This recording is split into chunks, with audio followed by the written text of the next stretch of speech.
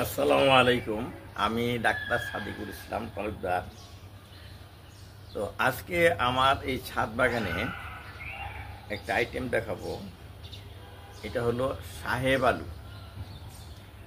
তো আপনারা যারা ময়মনসিংহ অঞ্চলে থাকেন বা আশেপাশের অঞ্চলে তারা হয়তো এইটার সাহেব আলুর নাম শুনেছেন। আর এই রকমই একটা আলু আছে যারা টাঙ্গাইল অঞ্চলে থাকেন, বিশেষ করে সখীপুর অঞ্চলে, সেটার নাম হচ্ছে গজ্জালু। আবার কিছু কিছু আলু আছে ওইটার মতোই, তাতে বলে ধারমুসি আলু। এই যে দেখেন, আমি এই যে গাছ, এই গাছ থেকে এই আলুটা কিন্তু ছিললাম। তা আপনারা বেশিরভাগই জানেন যারা কৃষি কাজে বেশি জড়িত না, শুধু শহরে থাকেন, কিনে কিনে খান, তারা বিভিন্ন রকম আলু কিনেন, বিশেষ করে গোলালু। তো গোলালু তো আগে ছোটো ছোটো হইতো, এখন তো বড় বড় হয়ে যায়, বিদেশি দিকে আমদানি হয়। এখন আলু কিনতেছেন, খাইতেছেন, কিন্তু এরকম গাছে আলু ধরে অনেকেই জানেন না, আমি যতদূর জানি আর কি। এই জন্য আমি আজকে আমার এই গাছের আলু দেখাচ্ছি আর কি, গাছে কিভাবে আলু আবাদ করা যায়। তো এই আলুটা, এই গাছে যত আলু হয়, গজ্জালু, তারপরে ধারমুসি আলু, তার মধ্যে এই আলুটা হচ্ছে বেশি স্বাদের, তরকারি হিসেবে বেশি স্বাদের। বিশেষ করে কই মাছ এবং তেলাপিয়া মাছ রান্না করতে খুব স্বাদ লাগে। এই সাহেব আলু কীভাবে এই স্বাদে আবাদ করা যায়, যেমন আমি আবাদ করি, অনেক বছর ধরে আবাদ করি, আমাকে দেখাইও। তো সেইটাই আমি দেখাবো। এইখানে আমার যে ছোট একটা গাছ আছে, আমি দেখতে পাচ্ছি এখানেও 13-14টা আলু ধরছে। আমি কাছের দিকে দেখাই, দেখুন। আর আমি বলবো কিভাবে এই সাহেব আলু আবাদ করা যায়। আমি প্রথমেই দেখাই নিচ্ছি যে সাহেব আলু গাছটা কীরকম। এই যে সাহেব আলু গাছটা, এই যে এরকম, এটা গোড়া হয়েছে আমার এই ড্রামের মধ্যে, হাফ ড্রামের মধ্যে লাগাইছি। এটার গোড়া হয়েছে এই যে এখানে, এই যে সাহেব আলু গাছের গোড়া, এই যে এইটা এই যে এদিকে গেছে। এটা জাংলা বা মাচায় দেওয়া যায়। আবার আমি দেখছি এই যে মরা ডাইলে বেশি দিলে মানে ধরে বেশি। আমি লক্ষ্য করে দেখছি যে আমার গাছের যে সমস্ত ডাল কেটে ফেলি মরে যায়, সেগুলো আমি এইভাবে ব্যবহার করি জাংলা হিসাবে। দেখতে অবশ্য ভালো দেখা যাচ্ছে না, কিন্তু আমার তো উদ্দেশ্য হলো দেখা না, আমার উদ্দেশ্য হলো চাষ করা। এই দেখেন ছোট ছোট আলু ধরতেছে, এই যে একটা ধরতেছে। আর এইটা খাওয়ার মতো বড় হয়েছে, এই যে দেখেন, এই খাওয়ার মতো বড় হয়েছে। এটা খুব সম্ভব আম গাছ ছিল, মরে গেছিল বা কেটে ফেলছিলাম সেটা। আর যে এটাও খাওয়ার মতো হয়েছে, দেখেন এখানে এই 3টা দেখা যাচ্ছে, এই যে একটা, এইখানে 2টা। তারপরে এটা দেখেন, যে বাইরের দিকে দিছি, ছাদের বাইরে চলে গেছে, এইখানে রাস্তা থেকে দেখা যায় এগুলি। এই যে দেখেন, এই যে বড় বড় হয়েছে একটা, কত বড়, এই যে এটাও বড় হয়েছে। আর পাতাগুলা দেখেন, বড় বড় পানের পাতার মতো কিন্তু দেখতে। এই যে সরাই দেখাচ্ছি, ওই যে ওই আগা পর্যন্ত চলে গেছে। এগুলো দেখুন বড় হবে, কিন্তু চলতে থাকবে।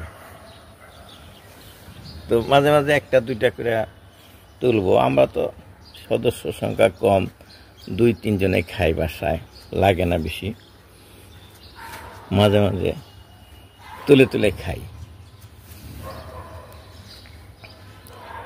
এই যে এখানেও যেখানে এই যে একটা ডাল জ্বলতেছে, সেখানে 2টা বড় হইতেছে। এই যে রডের সাথে, আমার বাসাটা কিন্তু কমপ্লিট নেই, 3 তলা পর্যন্ত তুলে স্থগিত রাখছি।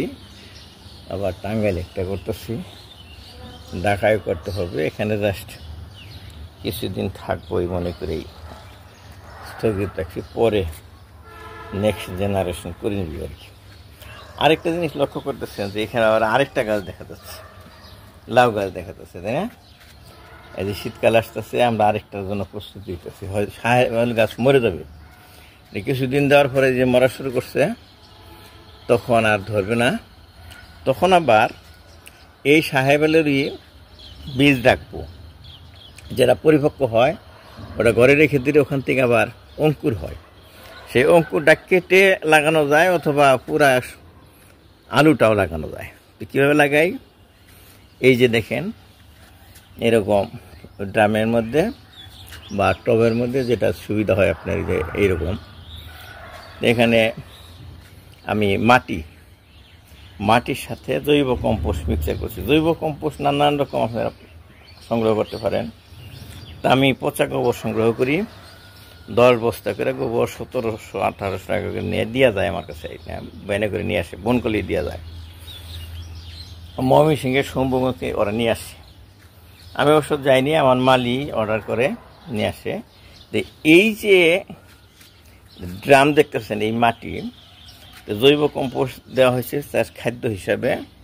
আর আমি নর্মাল মাটি ছিল, এই মাটিটাও আমি এনেছিলাম ওই রিক্সা ভ্যানওয়ালা দিয়া, গ্রামে থেকে আনছে।